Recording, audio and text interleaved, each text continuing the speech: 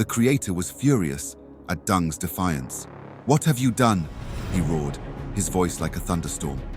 He grabbed Deng and flung him out of the heavens. Down Deng fell, tumbling like a leaf in the wind, until he caught himself right at the edge between sky and earth.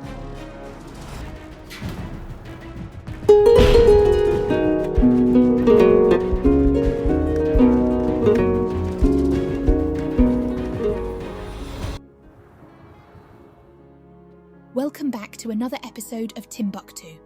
Today we'll delve on the creation story of the first man and woman of the Dinka tribe from Sudan, Abuk and Garang. In the beginning, there was no sky, no earth, no land, no water, only the boundless void where the Creator Nhiliac dwelled with his wife.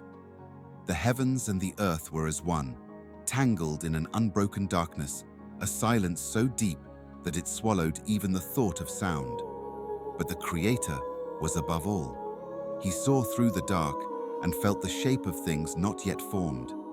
His gaze pierced the endless dark as though it were bright noon. Beside him stood his radiant wife, her voice a melody that hummed through the void. Together, they wove the tapestry of existence from nothingness, their hands wielding powers vast and untamed. With hands unseen and power unmeasured, he reached into the nothingness and called forth existence. From his voice, the planets burst into being like burning seeds cast across an infinite field. From his breath, the winds and the waters stirred. With a sweep of Nhiliac's mighty arm, stars blazed into being, pinpricks of fire that danced across the black expanse. With a whisper from his wife, mountains rose like the bones of giants, valleys sank deep as the dreams of the unborn, and rivers flowed like silver veins across the newborn earth. With their invisible fingers, he sculpted the mountains and the valleys, the rivers and the great plains, the drylands and the dense forests. They painted the world with color, emerald grasses, crimson blooms, and plants that shimmered in every hue of the rainbow. Then came the beasts, the lumbering elephant with its thunderous tread, the eagle slicing the wind, the worm threading silently through the soil, the whale cruising the oceans, and the monkey scaling the trees. Nhiliac and his wife smiled upon their work, their hearts swelling with pride. Although the heavens and earth remained cloaked in darkness, a realm where light dared not trespass, the Creator, master of all, found beauty in the shadow and deemed it good, but they weren't done. In this darkness, the Creator created Deng, a spirit of limitless form who could move between the unseen and the visible. The Creator grabbed the dust of the heavens and twisted and rolled it into Deng, who took the form of shifting clouds. Deng rolled between the heavens and the world below, twisting and churning like a great living wind. Eager to please his maker, Deng took up a length of nothingness and wove it into a great rope, a bridge between what was and what would be. One day, Deng grabbed some mist, twisted it into a rope, and showed it to the Creator. "Isn't it beautiful?" he said. Nhiliac nodded, impressed, and snapped his fingers. Suddenly, Deng had eyes. But when Deng blinked and looked around, he frowned. "Oh, what a world of shadows," Deng murmured. "I wish there was light. Whoa, it's so dark here. Can't we have some light, please?" But the Creator was silent, for he loved the darkness as it was. But Deng wouldn't let it go. Sneaky as a fox, one day, Deng floated through the gloom. He cast his rope down into the void and caught the leg of an elephant, pulling the great beast upward. He presented the gift to the Creator's wife, who laughed in delight. "Look what I caught," he bragged. She clapped her hands in great joy. "Wow, Deng, you're clever. Nhiliac, give him something nice." The Creator asked Deng what reward he desired. "Great one, make a hole in the world so that there may be light," Deng pleaded. But the Creator shook his head. "Light will tear the world apart." Instead, he offered Deng a spear. "Here, take this," he said. But Deng refused, shaking his head. Then Nhiliac pulled out an axe, shiny and sharp. Deng's eyes lit up.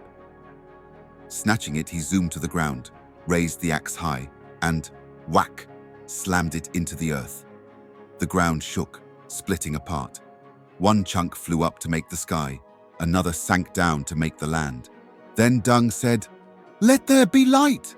The world was illuminated for the first time. The sun burned bright, and the stars blinked, startled at their new existence. A golden glow burst out, chasing the darkness away. The Creator was furious at Deng's defiance. "What have you done?" he roared, his voice like a thunderstorm. He grabbed Deng and flung him out of the heavens. Down Deng fell, tumbling like a leaf in the wind, until he caught himself right at the edge between sky and earth. The Creator sealed the heavens shut. Deng, desperate, tried to climb back up, but every time he reached for the heavens, the Creator...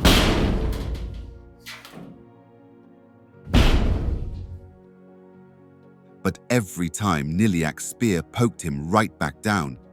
"Stay out!" the Creator yelled. Defeated, Deng gave up the thought of ever going back to heaven. He slumped and took refuge at the edge of the sky. He was so sad about losing his home that he started to cry.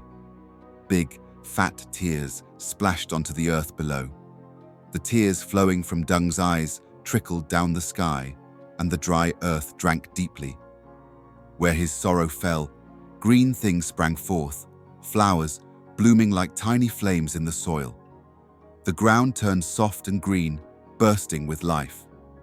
That was the first rain ever, and the land softened, rivers sang, and the world was no longer barren.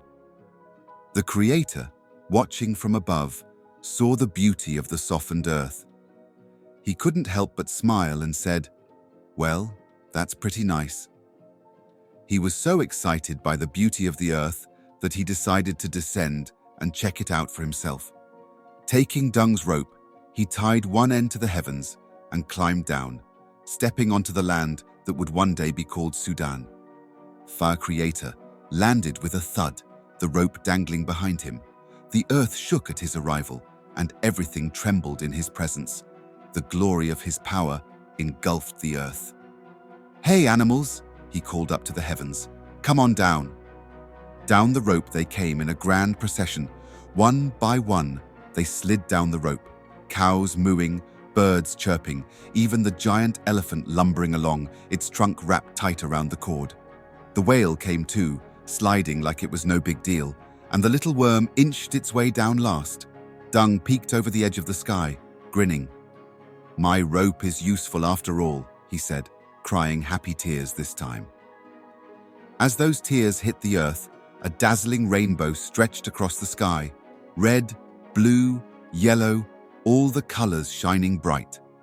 Upon the fertile earth, the Creator gathered a mound of clay, shaped it into a great pot, and let it dry. Then, beneath the shade of a tamarind tree, he rested. In his slumber, he dreamt of two beings, a man and a woman, formed from the earth itself. When he awoke, he took fresh clay and molded the first man, Garang, tall and broad as a fig tree. But when he shaped the woman, Abuk, she was as small as a tamarind fruit. "You're too tiny," the Creator said, scratching his head. So he popped them both into the pot and sealed it to let them grow some more. A few days later, he opened the pot. Garang stepped out, huge, towering like a mountain, but Abuk, still tiny, like a baby chick. You need more time," the Creator said, leaving her in there. He ran to the river, scooped up water in his hands, and poured it over Abuk until the pot overflowed. He sealed it tightly and went back to sleep, Garang snoring beside him. Next morning, they peeked in. Abuk was bigger, but not big enough. Nhiliac fetched more water, dumped it in, and wandered off with Garang to name the animals. "You're a lion, you're a gazelle, you're a snake." As Garang wandered the land, learning its creatures and naming them, the serpent, drawn by the cool damp of the pot, slithered inside. There, Abuk and the serpent became friends, whispering secrets in the darkness. Meanwhile, the Creator decided that earthly water was not suitable. "I'll get sacred water from the heavens," he said, climbing the rope. As soon as he was gone, Deng peeked down from the skies and laughed, a big booming laugh. Rain poured from the sky, flooding the pot.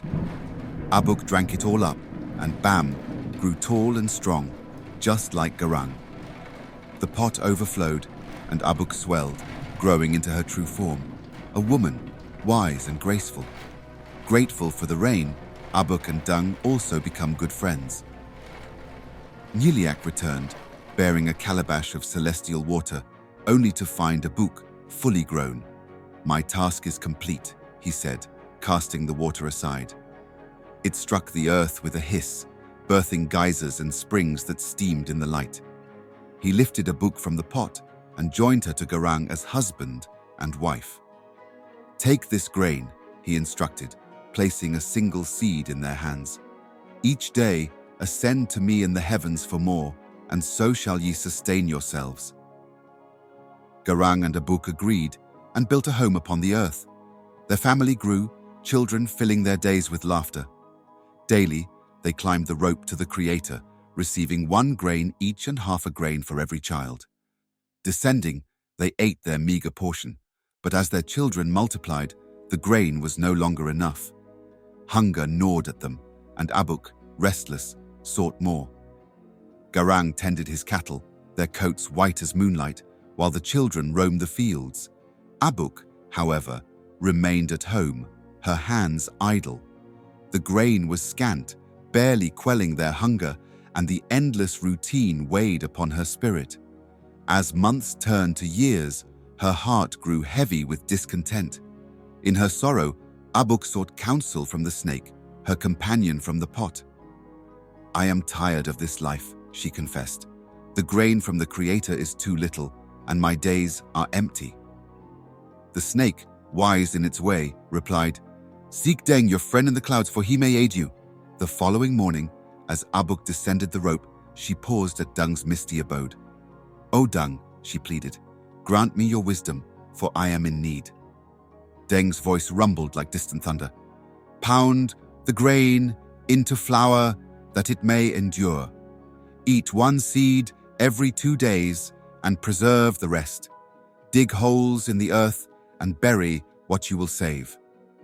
Abuk looked confused, and Deng added, "Plant the grain and I will make it multiply." She now nodded in understanding. Yet, Abuk still hesitated. "With what shall I dig?" Deng reached into his cloud and withdrew the axe the Creator had given him long ago. "Take this," he said, placing it in her hands. Abuk took it, descended to earth, and took Deng's advice. She pounded the grain, ate a little, and buried the surplus in holes.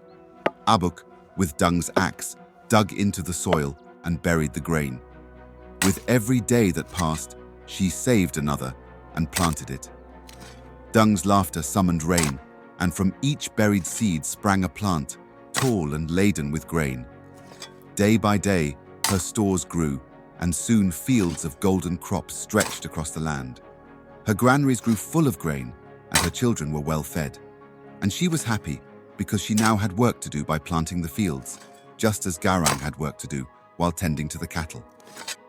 They were all happy, and every day she went back to the heavens to get more grains, to avoid the Creator knowing that she has been planting grains.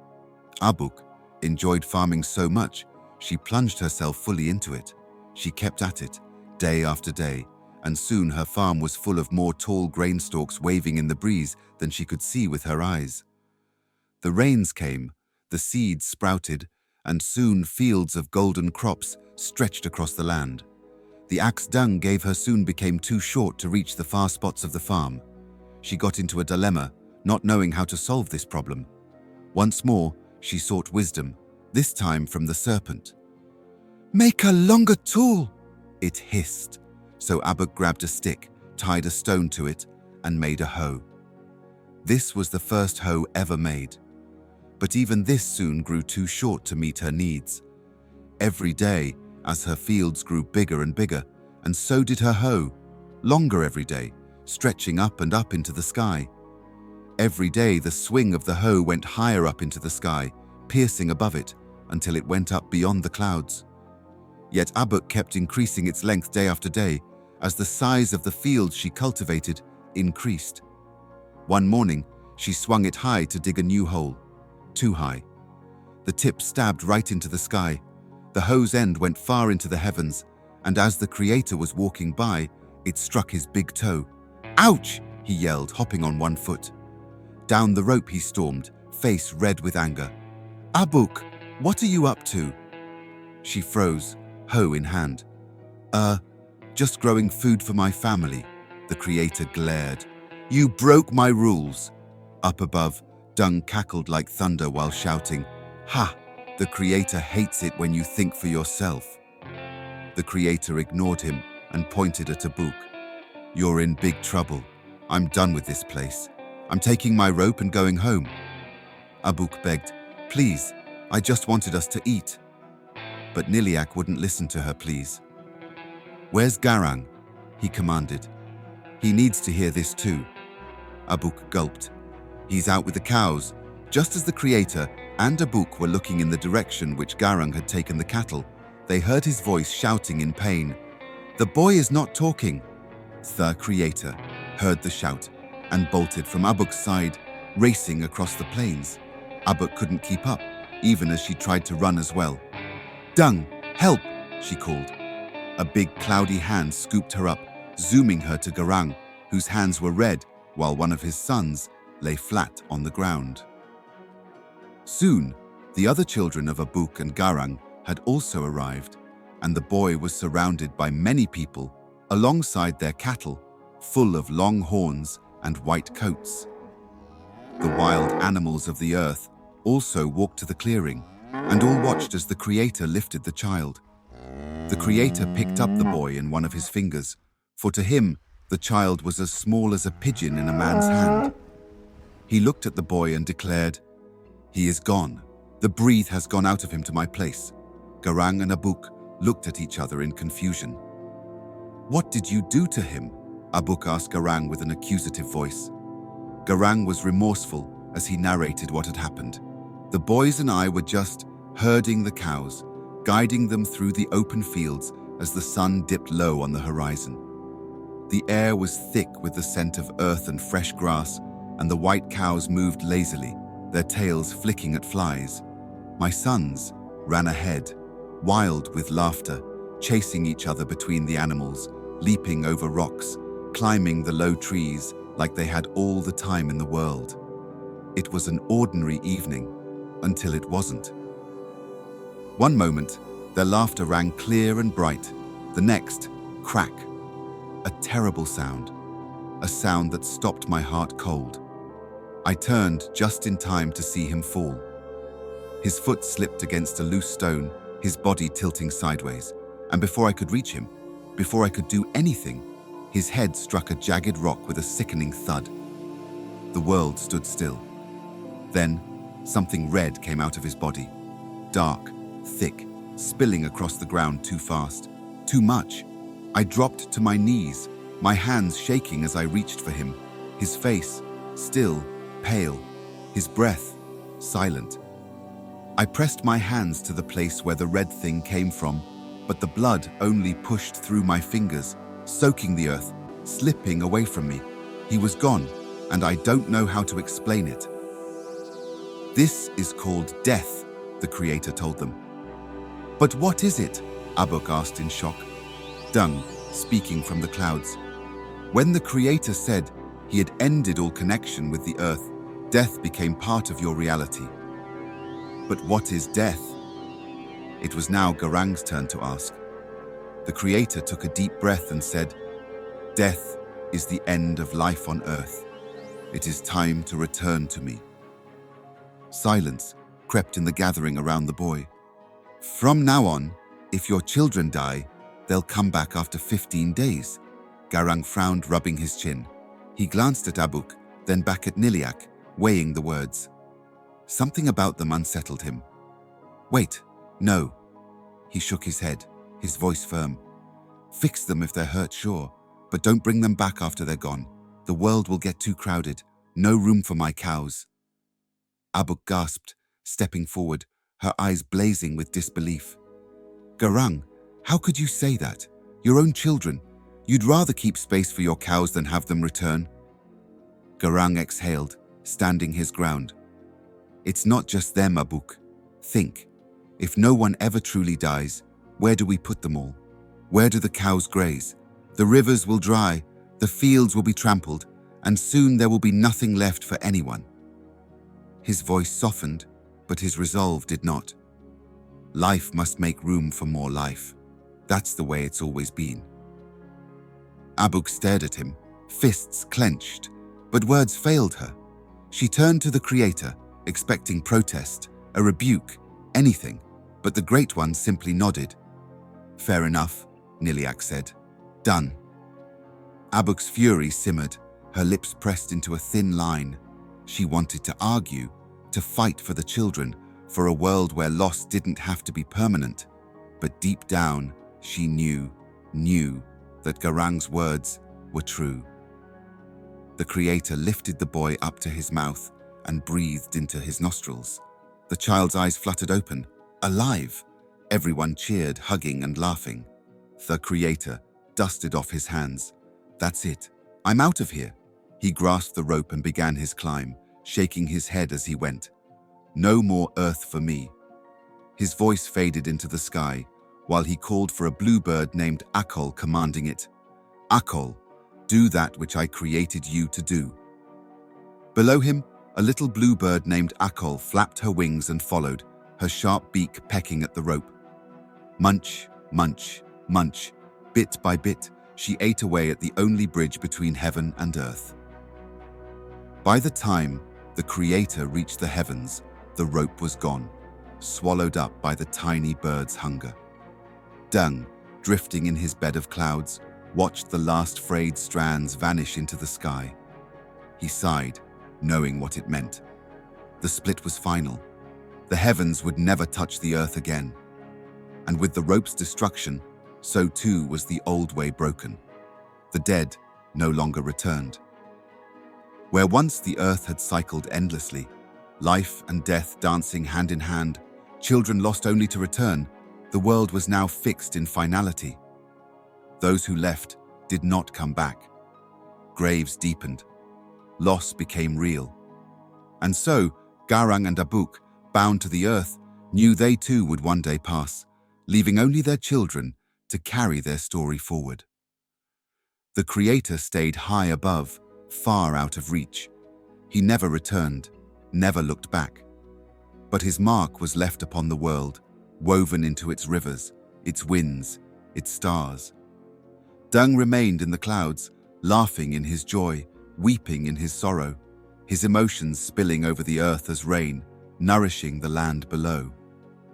Garang wandered the open plains, his long-horned cattle trailing behind him, their silhouettes stretching against the setting sun, their horns curved like the crescent moon, marking the endless journey of man and beast. Abuk, steadfast and patient, sank her hands into the soil. She tended her crops with quiet strength, feeding her people with the land she had fought for, the land she had claimed as her own. As time flowed forward, their children took their place. They herded the cattle, just as Garang had, following the winding paths of their ancestors. They worked the fields, as Abuk had, coaxing life from the earth with care and toil. And though they too would one day pass, they left behind sons and daughters to do the same. And so, the world continued. The people of the land raised cattle and sowed seeds, never forgetting the tale of Abuk, Garang, and the Creator who once walked beside them. They carried their story in their hearts, passing it down from voice to voice, from fire to fire, from one generation to the next, until the tale itself became as timeless as the earth beneath their feet and the sky stretching far beyond their reach.